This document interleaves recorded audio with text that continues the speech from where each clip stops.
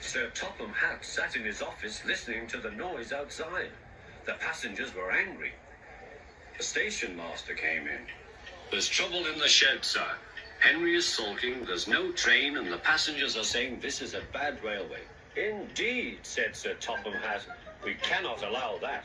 He found Gordon, James, and Henry looking very cross. "Come along, Henry, it's time your train was ready."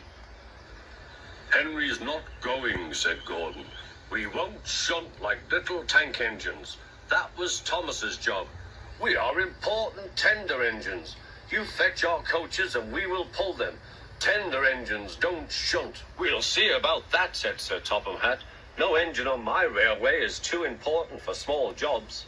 And he hurried away to find Edward. The yard has never been the same since Thomas left to run his branch line, he thought sadly.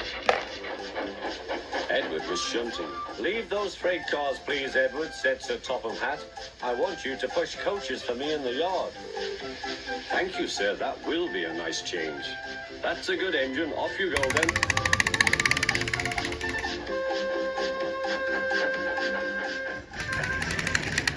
So Edward found coaches for the three engines, and that day the trains ran as usual.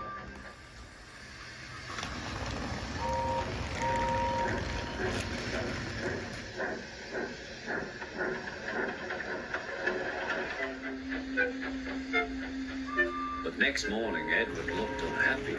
Gordon came clanking past, hissing rudely. "Bless me," said Sir Topham Hatt. "What a noise!" "They all hiss me, sir," answered Edward. "They say tender engines don't shunt, and last night they said I have grey wheels. I haven't, have I, sir?"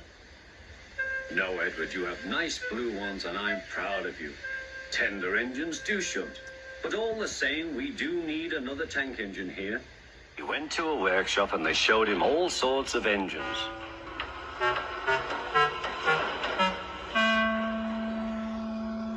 At last he saw a smart little green engine with 4 wheels. "That's the one," he thought. "If I choose you, will you work hard?" "Oh, sir, yes, sir. That's a good engine. I'll call you Percy." "Yes, sir. Thank you, sir," said Percy. And Sir Topham Hatt brought him back to the yard. "Edward," he called, "here's Percy. Will you show him everything?" Percy soon learned what he had to do, and they had a happy afternoon.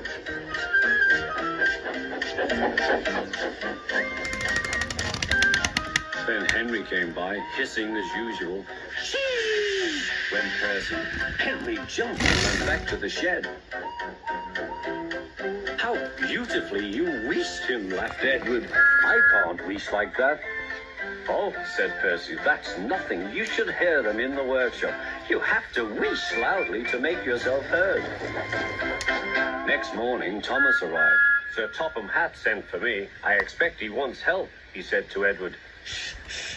Here he comes," replied Edward. "Well done, Thomas. You've been quick. Listen, Henry, Gordon, and James are sulking.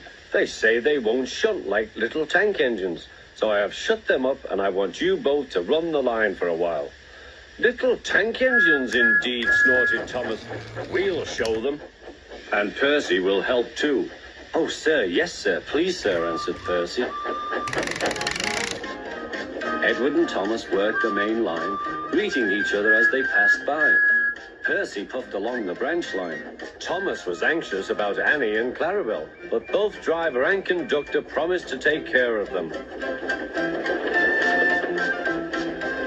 There were fewer trains, but the passengers didn't mind. They knew the 3 other engines were having a lesson.